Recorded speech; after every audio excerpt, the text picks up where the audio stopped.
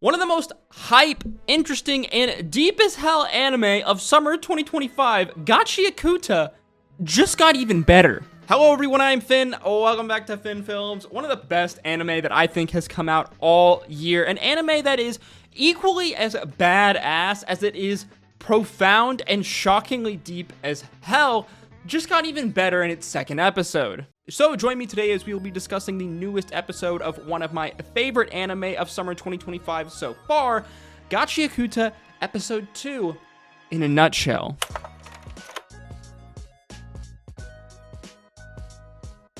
So last time on Gachiakuta, we were introduced to our main character Rudo and the world of the sphere.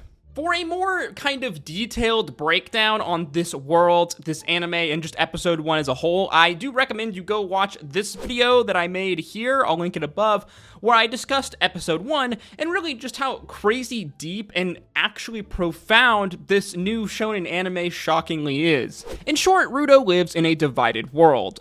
On one side, the people of the city, on the other, the trash-filled world of the tribes folks who are descendants of criminals. Rudo is a young boy who collects and repairs the trash thrown out by the people of the city, when one day he is framed for killing his adopted father. As punishment, he is then thrown down into the pit, the place where the Spherites dump all their trash. The episode ending as Rudo awakens, having not died from this fall, to find himself in a strange, toxic, trash-filled world, as suddenly massive trash monsters appear, attacking him. Episode 2 opens here as Rudo has a flashback to when he was a child, his inner monologue talking about how everyone was concerned with filth and criminals, but no one seemed bothered about what happened to the people when they were sent down to the pit.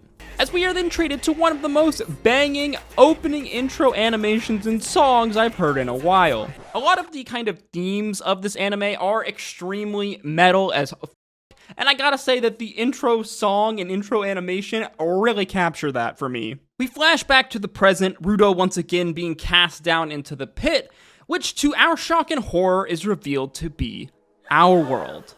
The surface of the earth, which has been completely destroyed and turned into a toxic trash heap by the people of Rudo's world, known as the Spherites dropping trash down here for generations. Rudo runs for his life as these massive giant trash beads suddenly form out of nowhere, chasing him. Rudo struggling to breathe from the toxic air on this trash-filled world, as he finally accepts he must fight back or he will die down in this hellscape, before he can get revenge on the person who killed his adopted father. Rudo grabbing a piece of pipe as he smashes one of these beasts in the face like a madman, as once again another banging metal, crazy epic song caresses our ears. I gotta say guys, the soundtrack for this anime so far slaps. Like, it's like Baki Hanma levels of good as far as like intense soundtrack for this anime. We then see a strange masked man sitting on a trash heap with an umbrella over his head. This man seemingly having taken notice of Rudo's fight with these monsters. Rudo then continues to take on these massive trash kaiju, putting up a good fight, even managing to destroy 2 of them, but getting tossed around like a ragdoll in the process. Much of the landscape getting destroyed in this fight, which gave me some massive Dragon Ball Z vibes. I mean, that is if like a DBZ protag was fighting trash monsters, but you get the idea. After destroying 2 of the smaller trash kaiju, Rudo comes face to face with this massive one, the big trash daddy kaiju, as it slams into the ground, sending him flying. Blood leaking from his mouth as he opens his eyes, seeing the strange masked man with the umbrella standing over him. The man then strapping a gas mask onto his face so he can breathe. Rudo, confused, screams at him, asking who he is, and what this place is, and what that monster is, the man telling him to stay quiet. But Rudo only continues to scream louder and louder, asking what this underground place is. The man finally losing his cool, screaming back at Rudo that they aren't underground at all. They are above ground, and all of this trash here was dropped down by you stupid Spherites, and he needs to shut up, because the trash monsters are attracted to sound. So this is one of the first kind of major big reveals of this anime, and it was something that I touched over in my first video I made over Gachiakuta, and is something that is one of the reasons why this anime is so deep. Rudo's world, the world that we are introduced to in episode 1, is a place called the Sphere, hence he is being referred to as a Spherite. Most people on the sphere don't know this, but they actually live on a kind of floating city that flies high above the world in the clouds above the earth, above the ground, hence where we live on. So then when they dump their trash down into what they think is the pit, they are actually dumping it down onto the planet's surface. After generations upon generations pass, this trash has built up and made the world of the ground, completely toxic. Again, most people on the sphere are completely unaware of this, unaware that there is an actual world down below, as they just know their own world and what they exist in. So, hence why Rudo thinks that this place that he is on is underground, when in actuality, he's the one who lived really high up, and this is just the normal ground.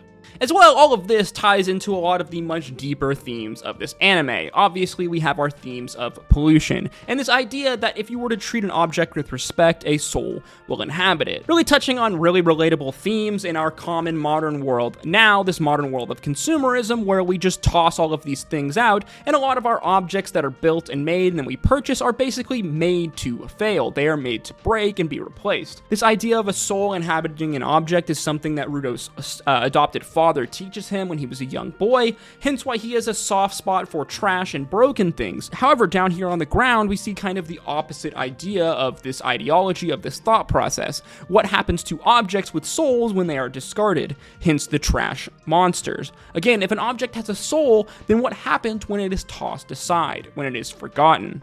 Well, I guess in this case it becomes a giant vindictive trash monster.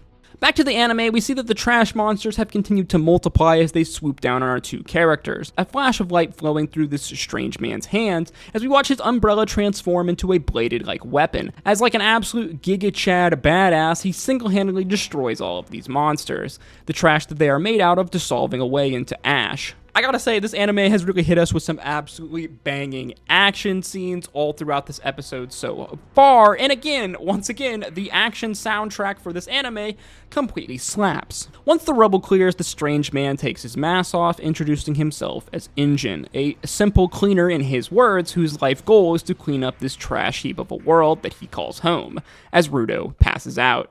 In his unconscious state, we see another flashback to his childhood, in a time where he was bullied by some other kids for believing that objects have souls. Rudo taking this ideology literally, believing that objects are alive when they are treated with care. Even his precious gloves, which hide his scarred hands that his adopted father gave him.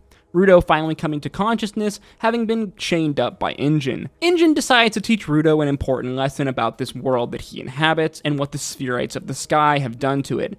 Enjen dumping a bound Rudo by a group of trucks as another group of masked men emerge.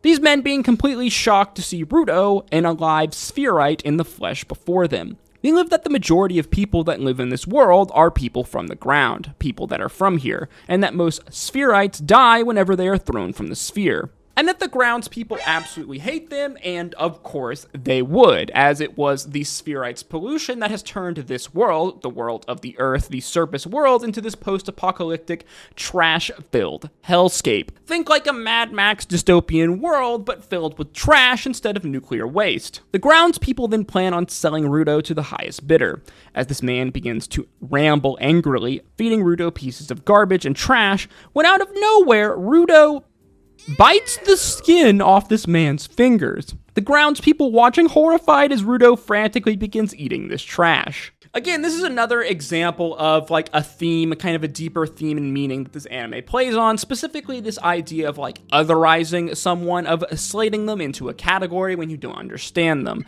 While it does make complete sense why the grounds people would hate those people from the sphere, the spherites, again, the spherites having destroyed their world and make it a toxic cesspit with their trash, they know nothing of the inequality of the world of the sphere, the world that Rudo comes from. The fact that tribes people like Rudo, people that are descendants from criminals, are treated like absolute garbage and trashed and forced to live a life as such. We then watch Rudo's anger flow through him as power radiates off him as he breaks free from these chains. This red power flowing through his gloves, similar to what happened with Enjen's umbrella, as we watch the chain that he was bound with suddenly change into a powerful object. We learn that people who can do this are known as givers, people who can empower objects. This idea being that these people can literally give a soul to this object and then turn it into a powerful weapon.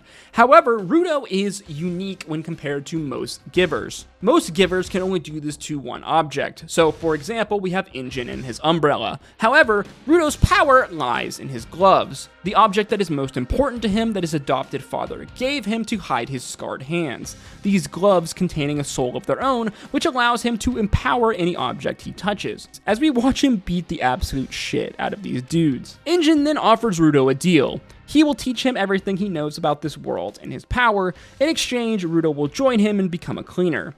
Rudo replying he'd rather not, as episode 2 comes to an end.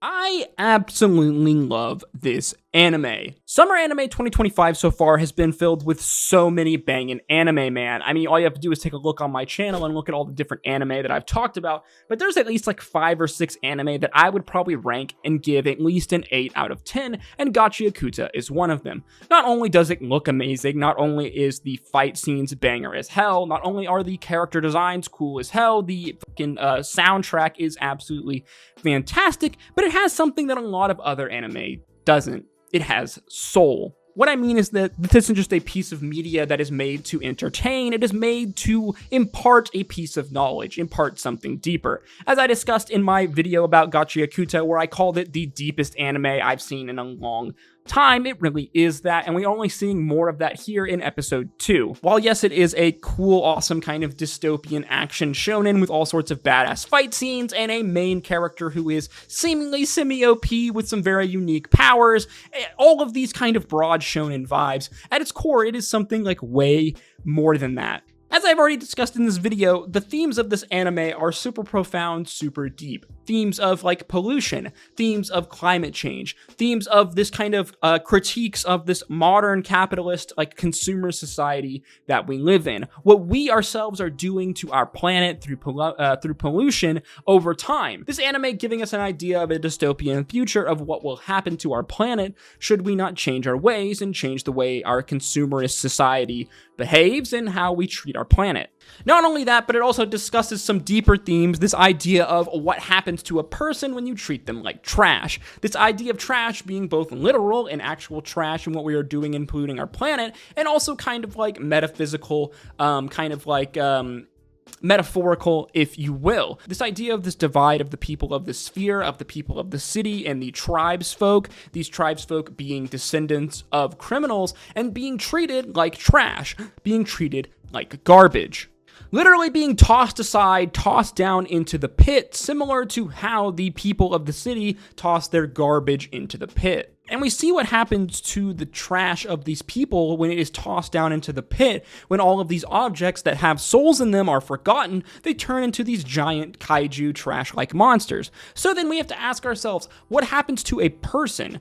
What happens to a person when they are tossed aside and treated like trash? Will they turn into a monster? And is that what will happen to our main character, Rudo, here? As we already see these kind of feelings of hatred and anger and revenge begin to fill him. In many ways, the trash monsters are kind of a metaphor, and I imagine that throughout the episodes, the seasons of this anime, we're going to see Rudo go on a kind of similar kind of character trajectory. This idea of him kind of losing himself, losing his soul, being obsessed with revenge and hatred for those people that have cast him aside, and obviously for the person that killed his adopted father. I think it's absolutely fascinating. I love this anime. I love how it is both equally like badass and fun. It is a cool dystopian kind of action shonen that has all of the things that you would expect from a really cool, fun shonen, but being so much deeper than that, having a soul, if you will. I absolutely love that. While yes, I do love fun, interesting anime that are just kind of like, you turn your brain off, you watch the action scenes, you watch and have fun.